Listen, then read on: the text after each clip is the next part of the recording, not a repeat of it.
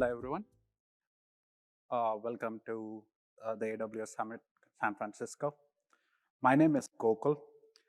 I am a solutions architect here at AWS, specifically focusing on everything and anything related to containers. Thank you for joining me for today's session. You have a container image. Now what? So basically, what we are going to do for next hour or so is try to navigate some say complexity, but we like to say it as richness of our portfolio. So provide insights on how to choose a specific container service on AWS that fits in your requirement and also that fits in the right context that you're looking for.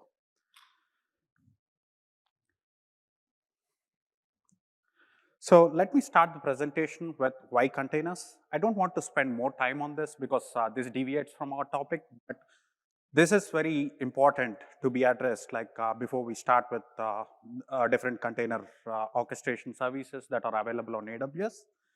So this is a known fact, already proven fact in the community, that because of all the traits the containers have, which are portability, lightweightedness, and many more, they are already proven to be the new normal in software deployment practices or in application deployment practices. Another thing that I'd like to briefly cover is that AWS has diverse and broad set of customers. So they come from different industries, they come from different experiences, and they come from different backgrounds. They are not very specific to a limited vertical. So they are in every vertical possible. So they come from mixed backgrounds, as said, and they require multiple capabilities when they are trying to host containers on AWS. So they try to pick various services based on their requirement and based on their need. Some of them try to over-index or try to optimize for various vectors and dimensions. For example, some of them try to optimize for flexibility. Take an example that they might think they're unique or they may be unique, and they need all the flexibility in order to customize the deployment and fit their requirement. And there are other set of customers who look for agility and simplicity because they might not have all the power or all the ops power that all these big customers have, and they need something that can be easily operated and deployed. So these customers look for something very simple to get started with. As said, there is no single product that can cater all the vectors or all the dimensions. So that is one of the significant reason why we have multiple products and services just alone to run containers on AWS. So the challenges and the goal. The challenge that I started to describe very briefly, and the goal that we are trying to achieve is, can we build a decision tree that can authoritatively point a user to pick the right container hosting solution on AWS, or a solution that can allow them to run their containers on AWS? Actually, this is a very complex setting. Actually, this scenario is completely out of context, and we cannot provide any information without knowing where the customer is coming from and what the customer is willing to do, and also all the other dimensions and vectors. And it is very similar to having a checklist for 747 landing done. So it is as complex as it is because we cannot directly say, or we cannot directly point a customer to a specific container service saying that, okay, this is the right one for you, because we have to understand the context, and there are multiple dimensions that creates a highly sophisticated dimensioning mechanism where we have to take into consideration to at least guide the customer to pick a right container hosting solution on AWS. So as I have specified, one of the significant reasons why we have multiple services or products to run containers on AWS is that like we have to cater our diverse set of customers because we start working back from our customers. In that case, we cannot take one customer into consideration, but we have to cater multiple customers, and we should fit in their requirement, and we should help them in the right context. So that is where like I would like to start with. There are not 17 ways, but there are 34 different ways to run containers on AWS. So as said, this is our richness of the portfolio in order to fit in our customers' requirements and also cater even the most edge case possible for some of our unique set of customers. So the way that I like you to think about the products that exist on AWS that allows you to run containers is in these 4 buckets. So we'll separate them into 4 buckets so that you can get a better view on what exactly the service is and what bucket it belongs to, or how can that be segregated. So the first bucket, by the way, this is the bucket that we are going to focus because these are the core products or services that allows you to run containers. So the first bucket, the services in this bucket allow you to bring in your generic container image. What I mean by generic container image is a traditional container image, an arbitrary piece of code that is wrapped into a container.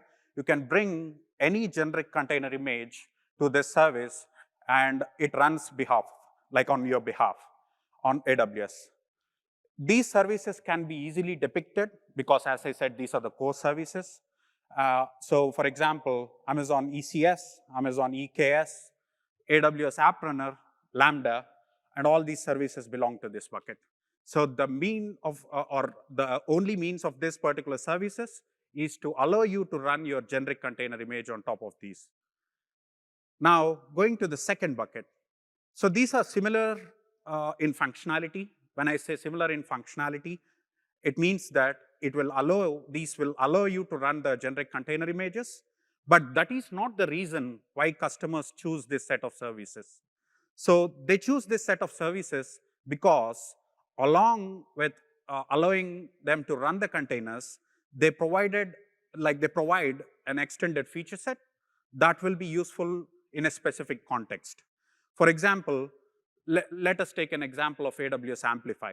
So AWS Amplify is a pre-built solution that enables deployment of front-end applications and mobile applications easily. So AWS Amplify even does allow you to run containers. Along with that, it also provides an extended feature set so that you can get all the advantages of that particular feature set. So like almost customers pick this particular services incidentally, right? They bring in their container images or they create their applications in a container mode, and they use all the other surrounding feature set along with hosting their containers on these services. So let us look into the third bucket, right? So this is a bucket like of services, and these allow you to run containers. So stressing a point here, these allow you to run containers, but you cannot bring in your own generic container image and run them here. Either the service provides you with the required containers that you can run on these, or they provide a very prescriptive way to build containers so that they can work on these services. For example, take a classic example. It can be EMR or SageMaker, right? So these services, you cannot deploy any generic container image. Assume, for example, say Tomcat or Nginx. You cannot bring that with your piece of application code and host on these platforms because they're very specific and they're very specific to a specific vertical. And so we will be providing some container images to you to use with, or we all we at least provide with a list of instructions on how to build a container image to get it working on these services. And going to the last bucket, right? So this is a completely different dimension, the services in this. So the thing here is, it is not that these will allow you to run containers. The service itself or the product itself, which is the AWS product or service itself, is created using microservices and containers. So we use the power of containers to create or to design the service itself. For example, our services such as AWS Amplify, App Runner, and all these in the backend, they are designed using containers. You don't have to know that like these are designed using containers, but in the backend, we have used like the container format to create the whole service ecosystem itself for these kind of services. So in this case, you don't see the services, or you don't have to essentially see the containers, but backend, the whole service is working or is powered by the containers itself. So these are the 4 buckets. And when you see this, right, so there is an overlap. For example, AWS App Runner is in bucket 1 and bucket 4, and AWS Amplify is in bucket 2 and bucket 4.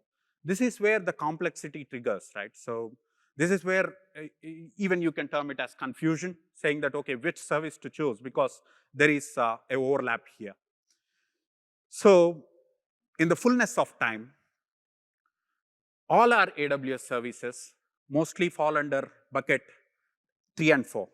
Maybe moving ahead, we might use containers to design the whole backend product or service itself. But we are going to concentrate on bucket 1 and 2 because these are the services in bucket 1 and 2 that answer you the question saying that, okay, how do you run or how can you run containers on top of AWS? So bucket 1 and 2 will be the focus point like in the rest of the session. So let us start exploring the options available to run containers on AWS, right? So basically, assume we have 34 today, and moving ahead, like in next 5 years, if we have 100 more services to run containers on AWS, it doesn't mean that you have to go through everything in the portfolio to choose or pick a solution for you. So what are the options and how can you choose one out of the buckets 1 and 2? We'll go through that now. Before even listing the options available, right?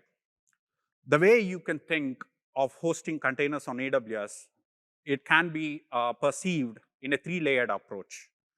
So the bottom one, the capacity. At the end of the day, containers have to run somewhere. So containers need the compute capacity, the resources, the infrastructure resources such as memory, CPU, and all this stuff. So that is where the capacity comes into play. And the middle one is the orchestration. So yeah, now you have 20 EC2 instances which are part of a container cluster, and you want to deploy 1,000 containers on top of them. There is something like there should be a layer that orchestrates all this choreography or all this methodology so that you can deploy containers on this particular service. So that is where orchestrator comes into picture. The top one is the provisioning layer. So you have the capacity and you have the orchestrator. You should provide a way for the end users or developers, assume, to interact with the orchestrator in order to deploy some applications on top of this platform.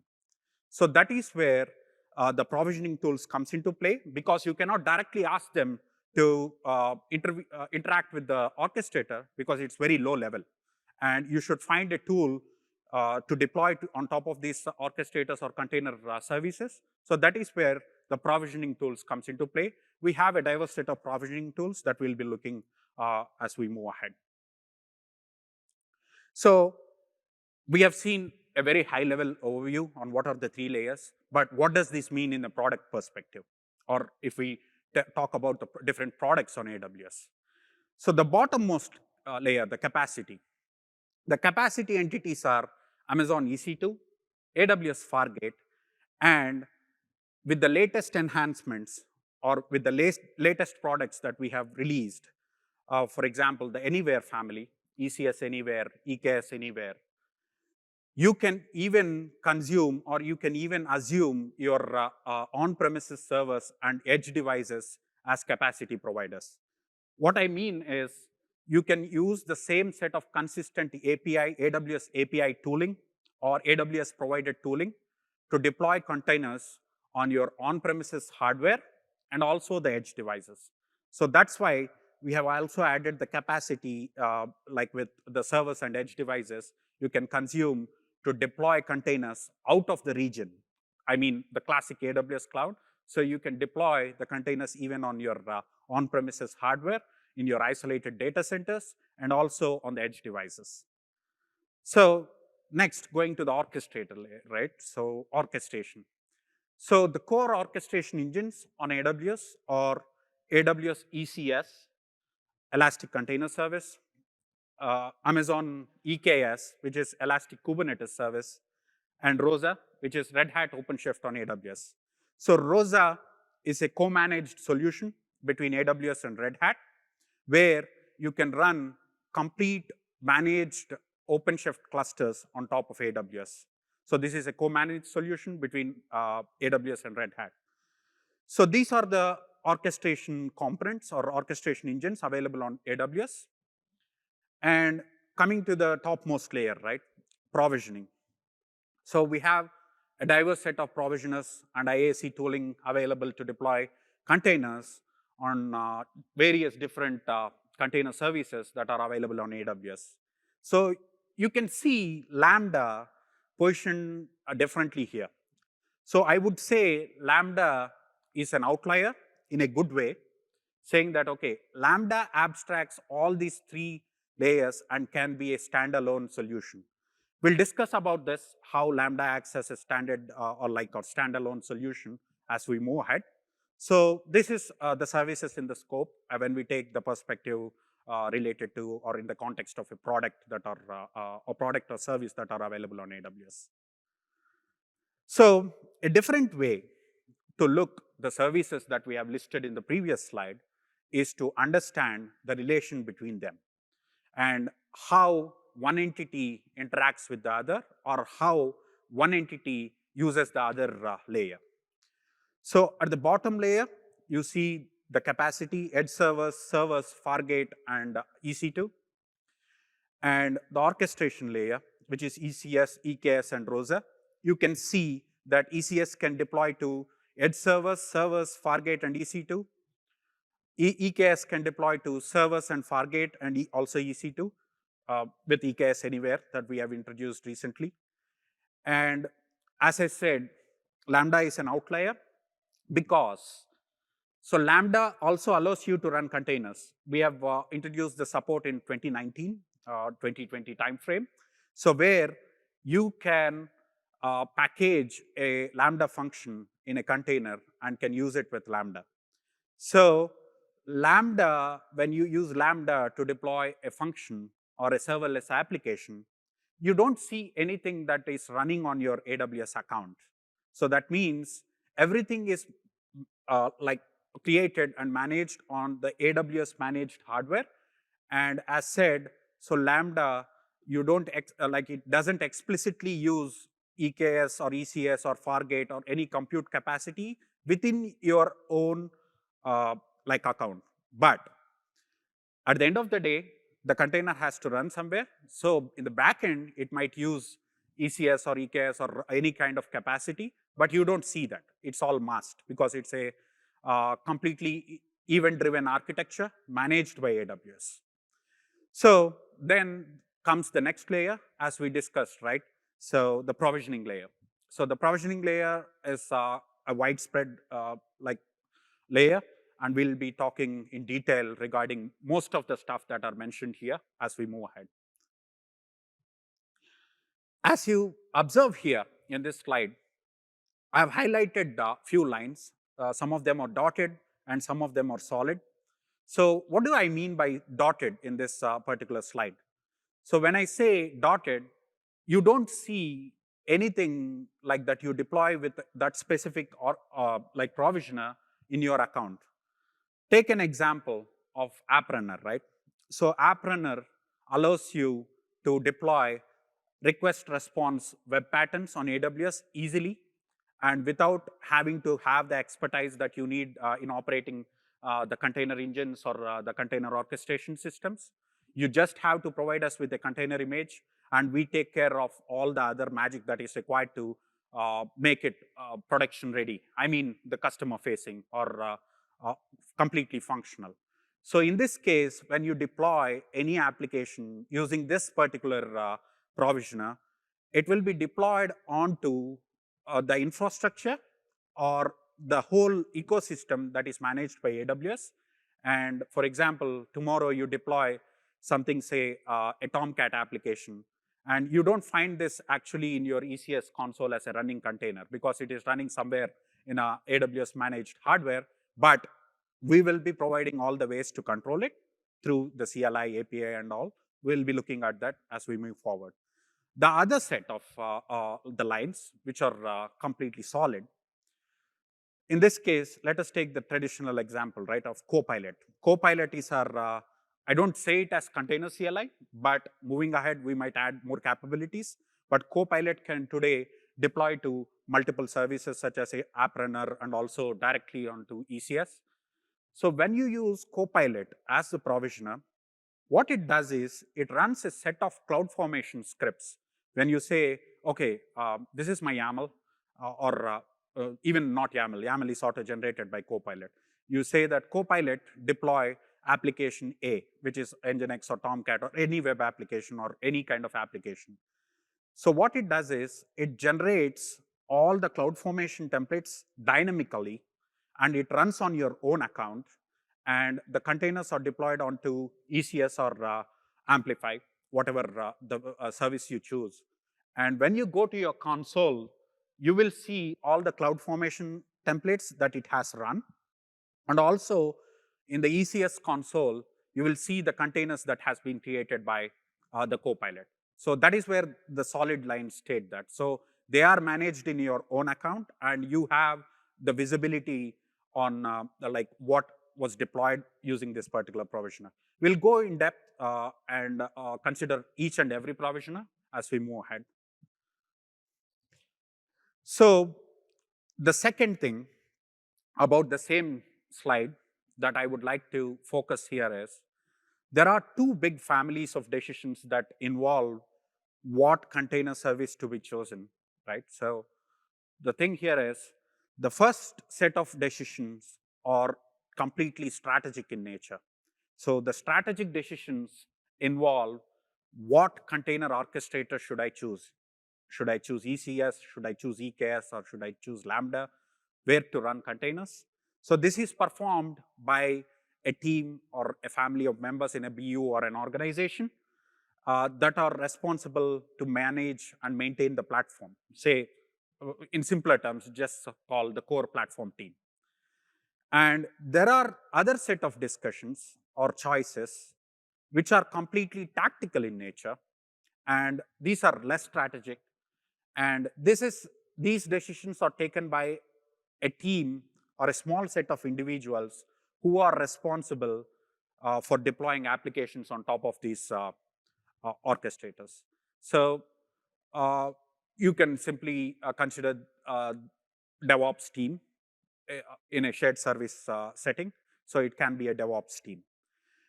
And with these two mentioned here, there is another common question that most of our customers ask.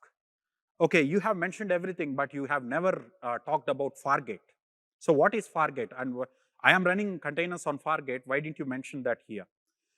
So let us go to the obligatory slide, and also the Fargate. What is Fargate and how do we define it? So what is Fargate? Even before going to Fargate, right? Let us talk about how an orchestrator works and what are the capabilities that a container orchestration provides to the users, right? So ECS or EKS, a traditional orchestrator.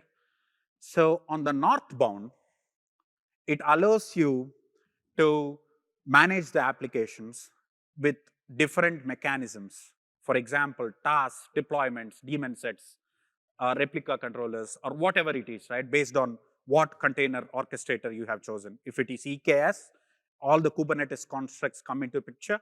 Or if it is ECS, the tasks come into picture. On the southbound, it manages the placement. Assume you have 20 EC2 instances as part of the cluster.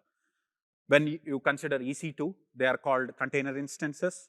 When you consider EKS, they are called worker nodes, or let me go with the proper Kubernetes terminology. They are just termed as Kubernetes nodes. So the orchestrator does these two functions mainly. Now, what is Fargate? The question comes here. So Fargate is the way to get rid of the cluster underneath. So if you see this slide, the whole EC2 layer or part of the EC2 layer is vanished, like it is taken care by Fargate in this case. Fargate is a serverless option where users can deploy to Fargate via EKS or ECS, and all the containers will be hosted on AWS managed hardware, and you will be only paying for the resources that you use. What I mean by this is, for example, you have a cluster with 20 EC2 instances, and you have to take care that these 20 EC2 instances keep running for the entire part of the life cycle of the cluster, right? But with Fargate, it is not the case, right? So in the other, like in the context that I have specified earlier, you have to pay for the 20 or 22 EC2 instances, which are part of the cluster all the time as you use. But with Fargate, if you are familiar with the resource request, resource limits, what are set on the container level, if you say, I need the container and the resources for this container should be 2 vCPU and 3 gig memory. So you will be charged for that percent of like resources that you are using with Fargate option. So Fargate is completely a serverless option, and it can be used with ECS and EKS.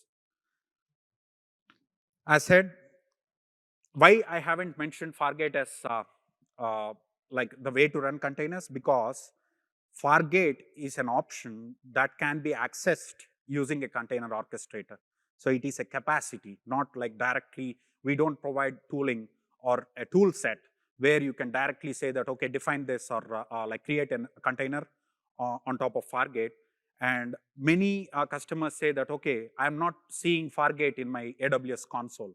No, AWS console doesn't have a separate service called Fargate, but you can only use Fargate via ECS or EKS as the container orchestrator, and you can deploy on top of Fargate. Now, let us move a level up. We have talked about capacity, the servers and the Fargate and all this stuff, the bottom layer. Let us move a level up and talk about the orchestration engines, right? So these are the strategic decisions, as we said. So there is a common question from customers, and what we learned from various experiences that we had dealing with customers is, okay, should I pick ECS or EKS or Lambda? I mean, like ECS or Lambda. So in order to answer that, let us talk or let us understand what does a container image mean with respect to a product context, right? So traditionally, most of us know what a container image is. So a container image is a piece of arbitrary code wrapped into a container image or OCI format, so that can be deployed on a container runtime using a container orchestration engine or whatever. So assume this arbitrary piece of code, which is wrapped into an image, is long running in nature. Means it has to keep on running, and it has to bind to a port, and it has to address any communication that is coming to that port. So it has to be long running in nature. So that is where the traditional container image is defined, right? That is how a container image is defined. So as said, this is long running in nature. On the other hand, we introduce support for running containers in Lambda. So that is where the complexity or confusion takes place, right? Okay, why can't we use Lambda? Because it's all completely event driven, and even it sounds like modern and stuff. The problem is when you say a container image with respect to Lambda, so Lambda allows packaging is Lambda function as a container. So assume a serverless application which is event driven in nature. So usually a Lambda function is a short-lived function.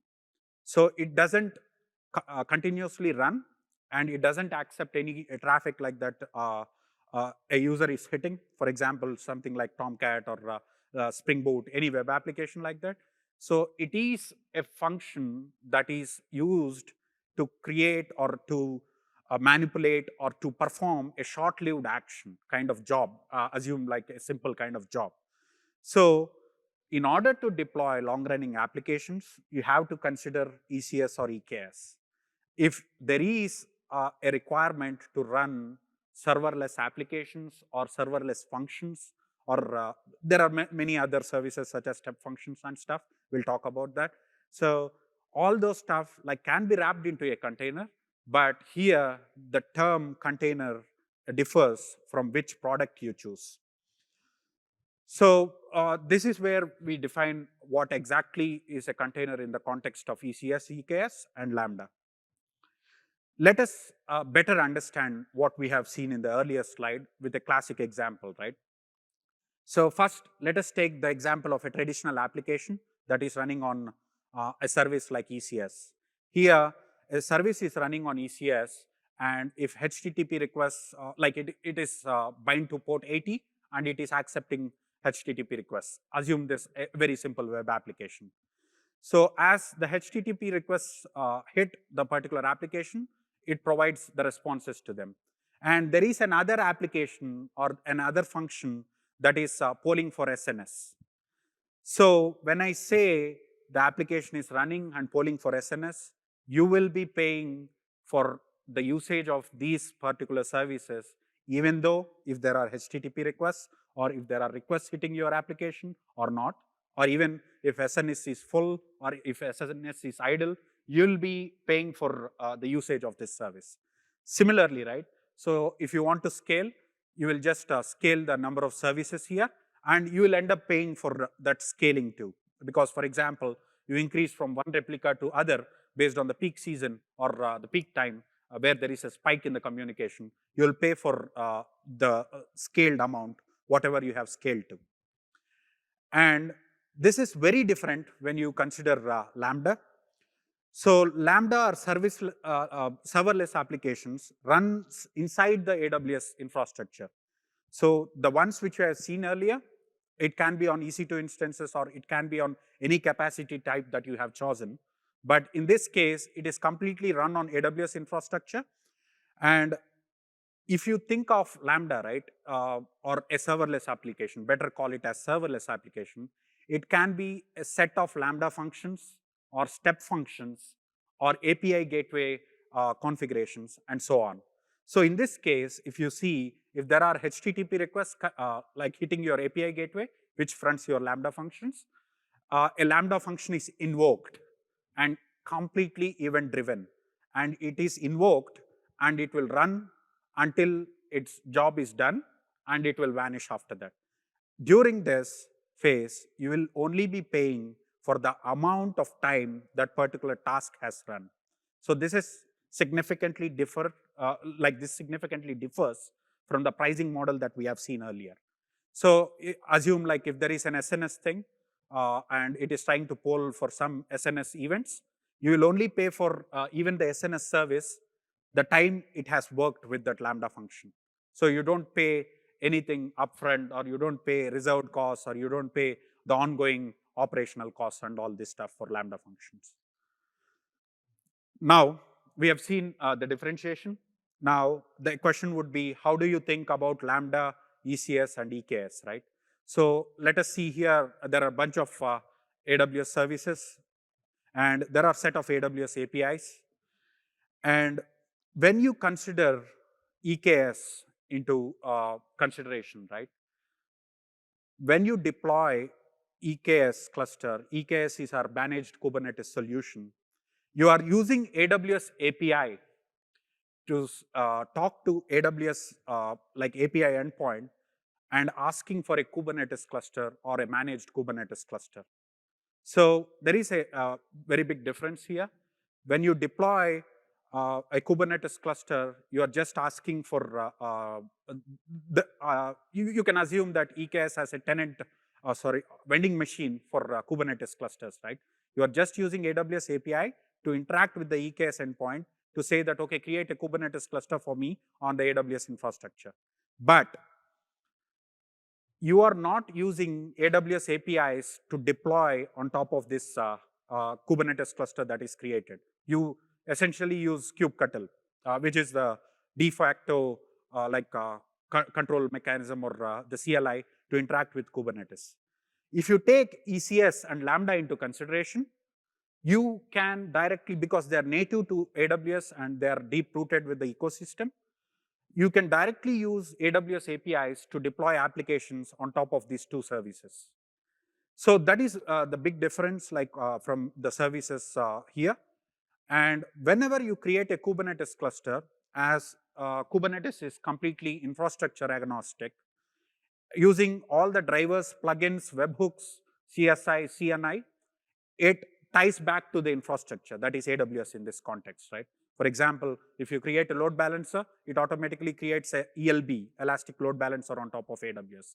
So that is how it is tied to AWS infrastructure. And there are two important things, right? Like I said, you will be directly talking to the Kubernetes cluster using the Kubernetes APIs, not the AWS APIs. So this is how we can differentiate between the services when it comes to deploying of applications. And okay, the next question, what to choose and when?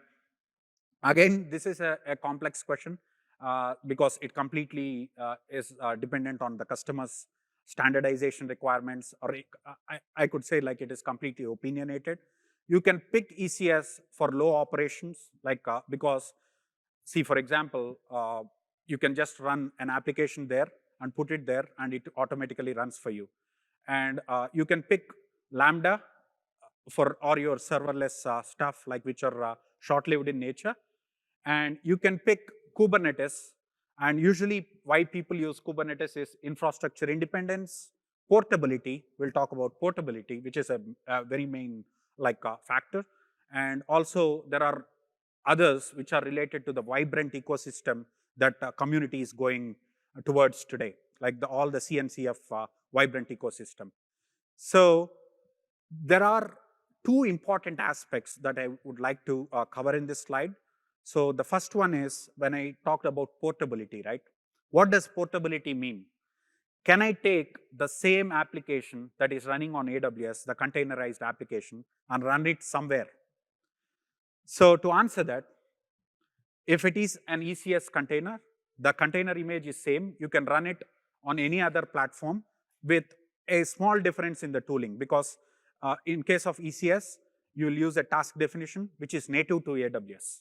So you have to put that container image in some other context like Docker Compose or something. So the container image is portable in that context, but the deploying mechanism is not portable. It is native to AWS. And if you take Lambda, it is completely AWS bound because it's an AWS owned service and it is proprietary, and there won't be any functionality available outside. And lastly, if you consider EKS, which is our Kubernetes, managed Kubernetes platform, you can take the application that is running on EKS and deploy it on any conformant Kubernetes platform.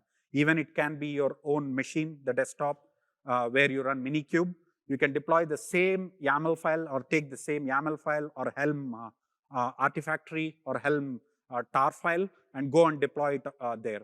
So that is one of the main reasons why people or the customers choose different orchestration engines. The second one, MTB, we call it MTB, which is mean time between upgrades or updates. So if you think of Kubernetes, right? Kubernetes has a fast-paced release cycle. So today you will see 122, and after like 1 month, you will be seeing 124 is out, and it has multiple security patches, multiple enhancements, and always people tend to get attracted because that is the value add-on with Kubernetes, right? The fast-paced release cycle. So obviously, we provide the way to manage and automate all these upgrades and updates with our EKS solution, the managed Kubernetes solution. But it is customer's responsibility to take care of all that stuff, right? Because we cannot directly go and say, okay, we are updating your cluster, you're done. Because you might be operating some production grade workloads or customer facing workloads on top of the cluster, and we cannot disrupt it. So it is customer's responsibility to trigger and manage all these upgrades and updates. At the same time, if you take ECS or Lambda into consideration, right? You throw a piece of container or you throw a container in ECS or Lambda, uh, everything is managed by AWS. You don't have to worry about security patching. You don't have to worry about upgrades, updates, because the whole infrastructure is completely managed by AWS. And there is no context of mean time between upgrades and updates when you consider these solutions. So all these are factors which combinedly allows customers to pick a container orchestrator. Now we have looked at uh, two layers. Let us now look at the tactical choices, right? That is choosing a provisioner. So we have a diverse set of provisioners. So when we question or when we see how customers are making decisions in choosing a specific provisioner, there are two dimensions to it. So the first set of customers say that we'll use a provisioner which is very simple to use and simple to operate, and we don't care where the application runs, and we don't care what is running underneath. So take a classic example of AWS App Runner, right? For they can deploy response request patterns very easily on top of AWS, and we take care of scheduling them somewhere in AWS managed infrastructure. And they don't want to even know where it is running, but they just want to deploy the application and get an endpoint that they can readily use or that they can readily provide to the end users. So this is where the App Runner comes into play. The other set of customers say, okay, our platform team and our core team has decided on orchestrators after a very long discussion, saying that, okay, it should be ECS or EKS, whatever the orchestrator it is, and we have decided on an orchestrator. For example, assume they have picked ECS. So now we have the orchestrator in place, and we have to enable our developers or end users to deploy on top of this orchestrator, ECS in this case, because we are taking that as an example. So that is where customers choose Copilot, right? So when they choose Copilot, for example, like without Copilot, you have to write a 500-line YAML file to deploy two applications, multi-containers, multiple containers with embedded networking and all this stuff. You have to write 500 lines of YAML. But with Copilot, it abstracts away and automates the whole generation of that 500-line YAML file so that you can at least like deploy the container in minutes. So that is where Copilot becomes handy, and this is where these customers say, okay, we don't want to have all the hardships in writing that 500 lines of YAML file, and so we will pick Copilot because it is very easy to operate, at least with our orchestrator that we have decided with. So let us go very quickly through all of the available provisioners and how they differ from each other. The first one, App Runner. So App Runner is the easiest way to run request response web service patterns on AWS. If you have an application, let's say Nginx or Tomcat, for example, again, anything that is a request response pattern, it is not very specific to specific applications. You can just opt for App Runner, and App Runner automates everything for you. You don't have to worry about setting up a network. You don't have to worry about setting up a load balancer or anything. And App Runner takes your container image and makes it functional completely. So completely the the hardship layer or whatever we can say heavy lifting, right, is taken care by AWS. So as you can see here, App Runner has everything dotted lines that it interacts with ECS.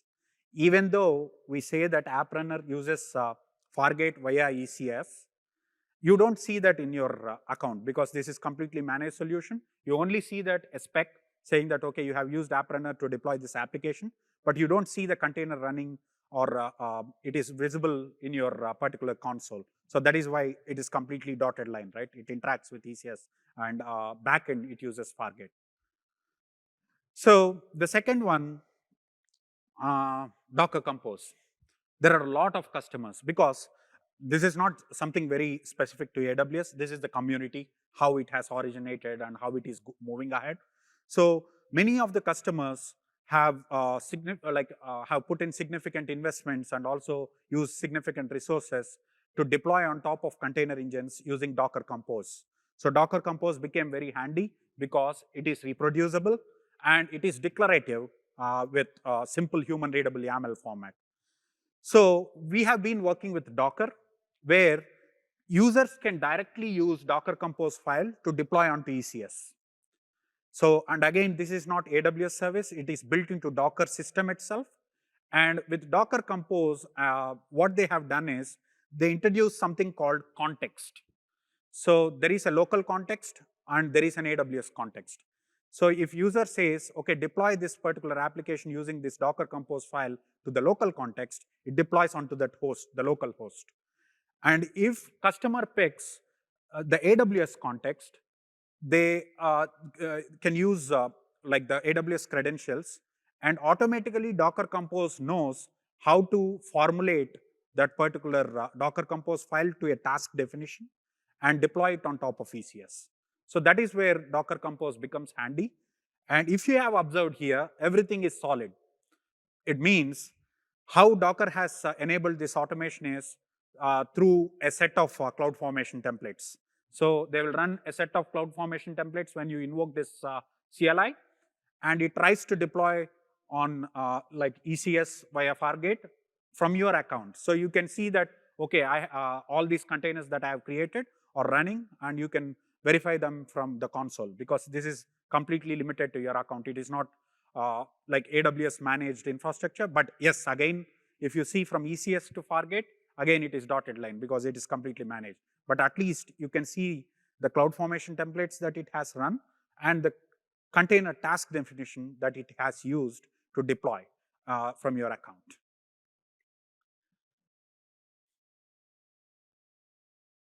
So then the next one is AWS Copilot. We have briefly discussed about AWS Copilot. So it provides a simple declarative set of commands, including examples and guided patterns to deploy containers on multiple platforms. So Copilot is little different here.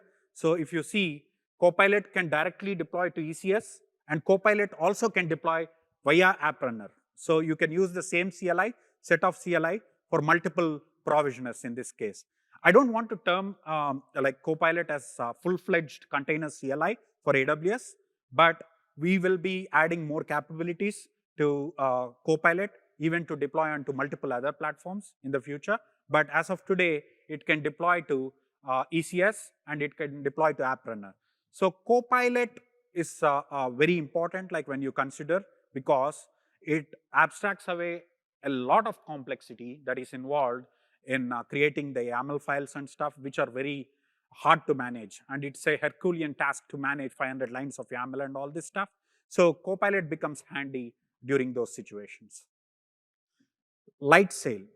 So Amazon Lightsail is a cloud service offered by Amazon AWS, where we bundle in the compute and memory and all the resources for those who are not very familiar with AWS cloud, or for those who are not technically, still not technically enabled on AWS. So let me even coin this as parallel universe to AWS, right? Means it allows you to run something on the VM-based solutions. So it originated as a VM-based solution, but now it can also allow you to run containers via ECS. Like when you see this, it is completely dotted, because if you pick Lightsail, it is usually like not very often, or it is not very common that users pick this, because if they know the value of Lightsail from the generation when they were using VMs, okay, then they will be attracted, saying that, okay, we were using Lightsail before with VMs, and we now want to use containers also with Lightsail. So that is the way, or that is why like people or customers pick this solution. So next one is batch, AWS batch.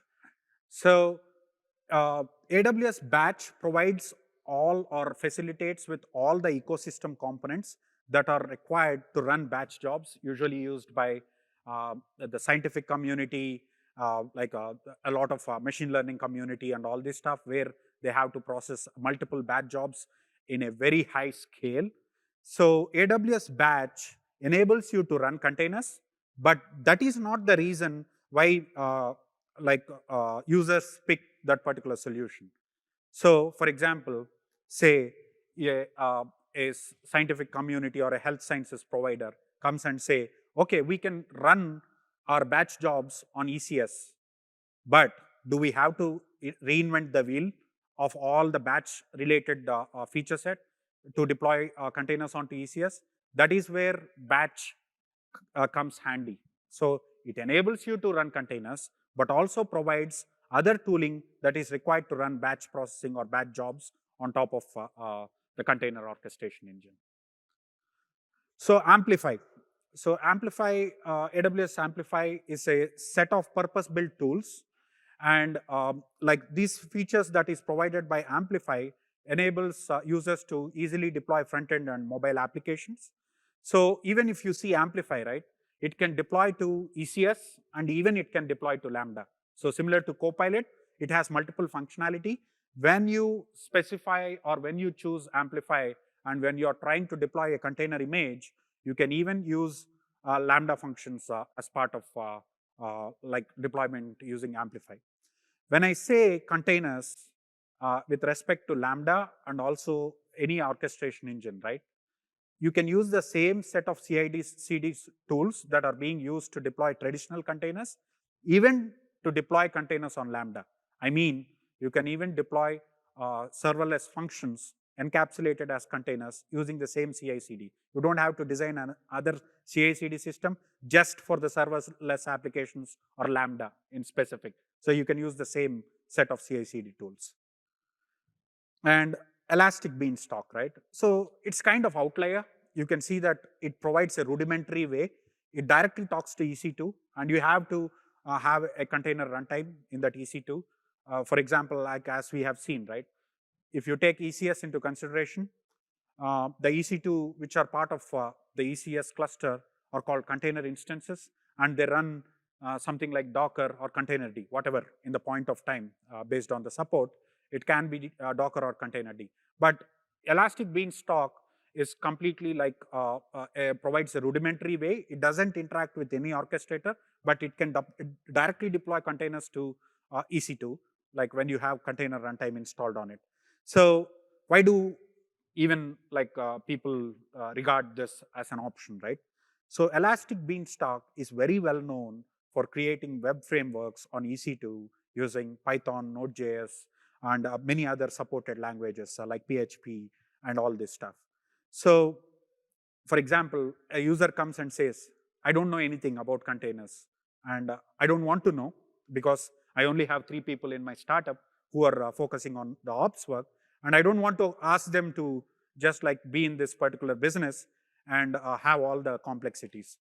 So Elastic Beanstalk takes a code repository and does all the magic for you. So that is why like customers who have been using Elastic Beanstalk with VMs in the past, and if they want to containerize or modernize their infrastructure with containers, they'll still select Elastic Beanstalk to deploy containers. So lastly, Greengrass, right?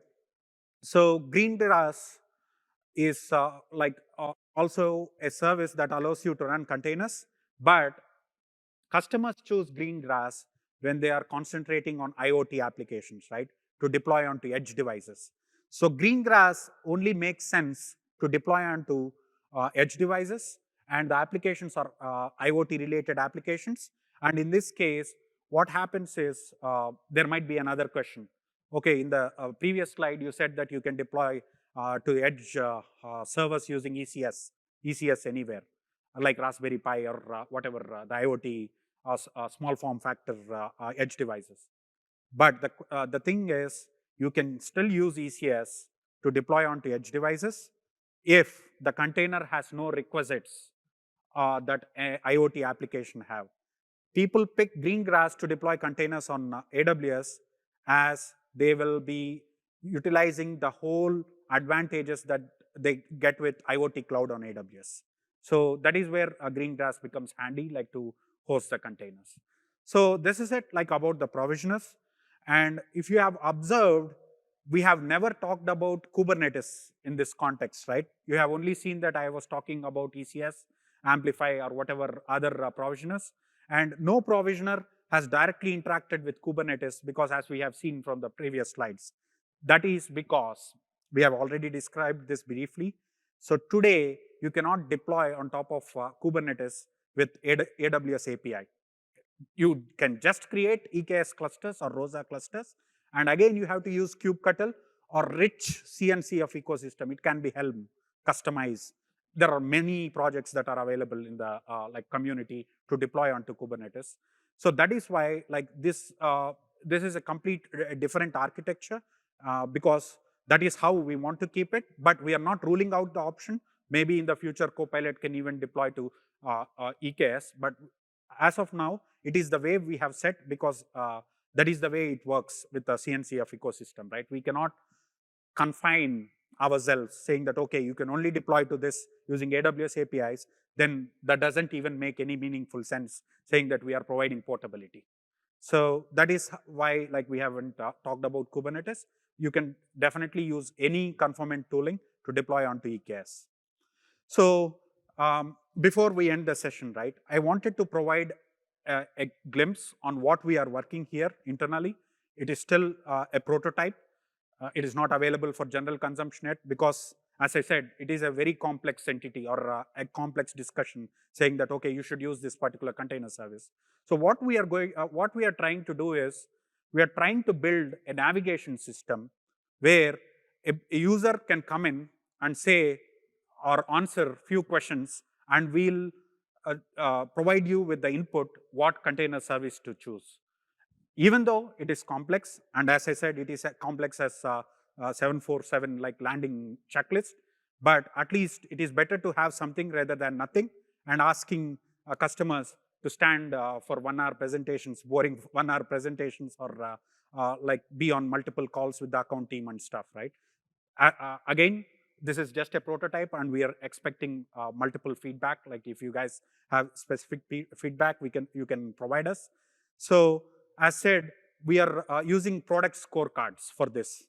So we will be asking, or we will be considering multiple product scorecards saying, okay, what are the workload types and where they can run? Can they run on EC2 or can they be even deployed on Fargate? Or ease of operations, how easy to operate, and like extensibility. What kind of extensibility do you guys need? And hybridability, right? Are you looking at a hybrid pattern, or you are only confined to the cloud? So this is what it looks like. So when you provide all the answers to the questions, and we will be able to create a decision tree out of the products scorecards that we have mentioned earlier, and use that to determine or at least provide you with a solution, at least near to that limit. As I said, it cannot be 100% because there are multiple dimensions, right? Today you might start with ECS. Tomorrow, because of the maturity curve or maybe the development in your DevOps team, you might even pick EKS. So at least like rather than having nothing, we want to provide some functionality with this, the product scorecards. So this is one of the ways, a very, very low level prototype. You can see that a user comes in and says, okay, I am a startup and I am trying to host a web service, and this is a traditional pattern. Okay, now we suggest that, okay, use App Runner because you are a startup and you don't, you said that like less operational than App Runner. And again, if some other user comes and say, okay, we have 20 engineers and we want to use serverless fashion, and if you choose that, we'll say, okay, use AWS Lambda. You might have seen it, like if you see it is Lambda. So this is how we want to like design the system, and still it is in works because we have to consider a lot of dimensions to it. So that's it for today. I hope like you guys have the better idea now to what container solution to pick and choose. And like as I said, at least like you are capable of listing some checklist of Boeing 747, and hope we should not be on the same flight. And the other thing is like related to our certification and stuff. We have 500 more and more learning resources that you can use to enhance your skill set on AWS. And thank you. And I'm here for the questions, so it's already time. So, sorry. Oh, okay. Yeah, you can scan the QR code. Yeah. I'm here for the questions, like because it's already time. I'll be waiting here for if you guys have any questions, and you can reach me on LinkedIn or the email. Thank you.